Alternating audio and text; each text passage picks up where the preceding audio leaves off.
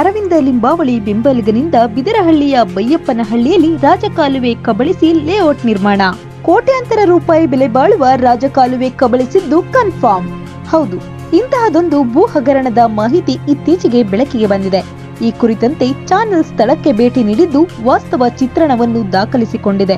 ಸರಕಾರಿ P number ಜಮೀನನ್ನು BJP ಮುಖಂಡ ಮನಸ್ಸಿಗೆ ಬಂದಂತೆ ಬಳಸಿಕೊಂಡು ಬೃಹತ್ ಕಟ್ಟಡವನ್ನು ನಿರ್ಮಿಸುತ್ತಿರುವುದು ಖಚಿತವಾಗಿದೆ.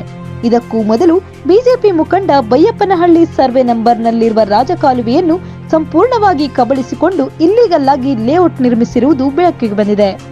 ಈ ವಿಚಾರವಾಗಿ ಸ್ಥಳೀಯ ಬಿಜೆಪಿ ಮುಖಂಡರೊಬ್ಬರು ವಿರೋಧ ವ್ಯಕ್ತಪಡಿಸಿದಾಗ ಆ ವ್ಯಕ್ತಿಗೂ ಸಹ 2 ಸೈಟ್ಗಳನ್ನು ಲಂಚದ ರೂಪದಲ್ಲಿ ನೀಡಿ ಬಾಯಿ ಮುಚ್ಚಿಸಿದ್ದು ತಿಳಿದು ಬಂದಿದೆ. ಈ ಎಲ್ಲಾ ಭೂ ಹಗರಣಕ್ಕೆ ಕಾರಣರಾಗಿದ್ದಂತಹ ಬಿಜೆಪಿ ಮುಖಂಡ ರಾಂಪುರದ ನಿವಾಸಿಯಾಗಿರುವುದು ನಿಜ. ಇನ್ನು ಆ ಬಿಜೆಪಿ ಮುಖಂಡ ಮಾಜಿ ಶಾಸಕ ಅರವಿಂದ ಲಿಂಬಾವಳಿ ಹಾಗೂ ಹಾಲಿ ಶಾಸಕಿ ಮಂಜುಳಾ ಲಿಂಬಾವಳಿ ಅವರ ಆಪ್ತನಾಗಿರುವುದು ತಿಳಿದು ಬಂದಿದೆ. ಆದರೆ ಇದೇ ಮುಖಂಡ ಕಳೆದ ವರ್ಷ ಲಿಂಬಾವಳಿಯವರನ್ನೇ ಬಾಯಿಗೆ ಬಂದಂತೆ ಬೈದುಕೊಂಡು ಓಡಾಡಿಕೊಂಡಿದ್ದನ್ನು ಸ್ಥಳೀಯ ಬಿಜೆಪಿ ಮುಖಂಡರು ಹಾಗೂ ಕಾರ್ಯಕರ್ತರು ನಮ್ಮ ಚಾನೆಲ್ಗೆ ತಿಳಿಸಿದ್ದಾರೆ. ಸದ್ಯ ಮತ್ತೆ ತನ್ನ ಸ್ವಾರ್ಥಕ್ಕಾಗಿ ಶಾಸಕಿ ಮಂಜುಳಾ ಲಿಂಬಾವಳಿ ಅವರ ಮನೆ ಬಾಗಿಲಿಗೆ ಎಡತಾಕುವುದು, ನಮಸ್ಕಾರ ಹಾಕುವುದು ಮಾಮೂಲಾಗಿದೆ ಎಂದು ಹೇಳಲಾಗುತ್ತಿದೆ.